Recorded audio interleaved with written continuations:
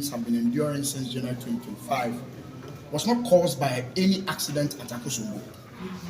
It was caused by this government.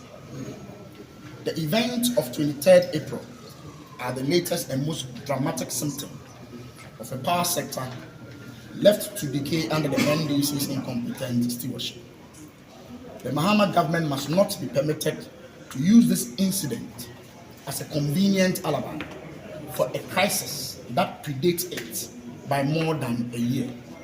And the NPP minority will not allow that cynical rewriting of history to pass unchallenged.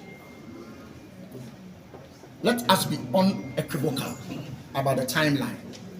Long before the event of 23rd April 2026, Ghanaians across every region of this country had been enduring persistent, unannounced, and devastating power outages.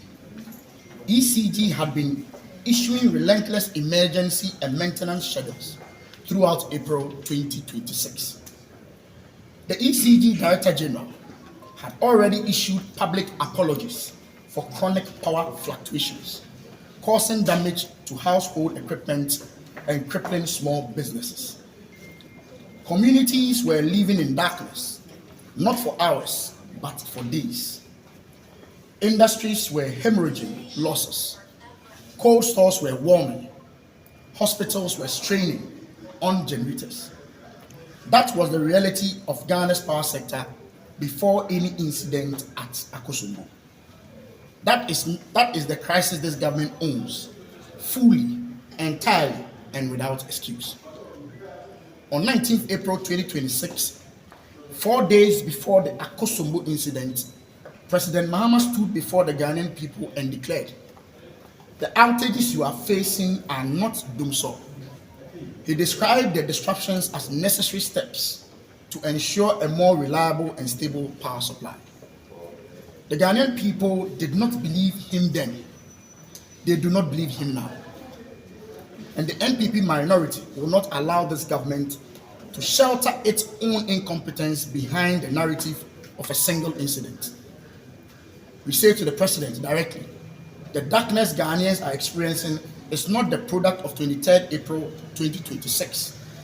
It is a product of 14 months of policy failure, institutional neglects, and the deliberate abandonment of the energy sector recovery framework that the Nana Addo Dankwa Akufo-Addo and Dr. Mahmoud Bawumia administration put in place to prevent exactly this kind of collapse.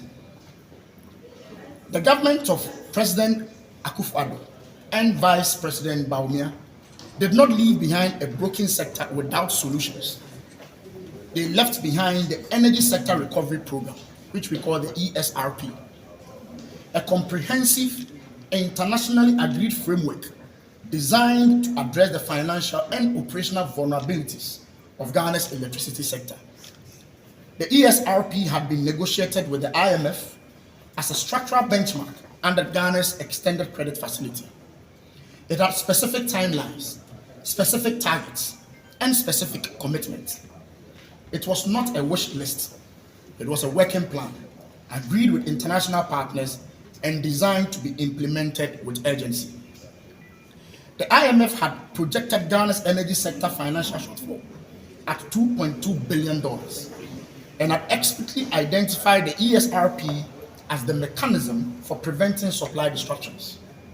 The government's own finance minister has acknowledged that cumulative sector shortfalls could exceed $9 billion by 2026 without immediate reforms. Independent power producers' obligations remained outstanding. Revenue collection failures at ECG, with distribution losses exceeding 25% of electricity generated, had been documented, flagged, and handed to this government with a clear prescription for resolution.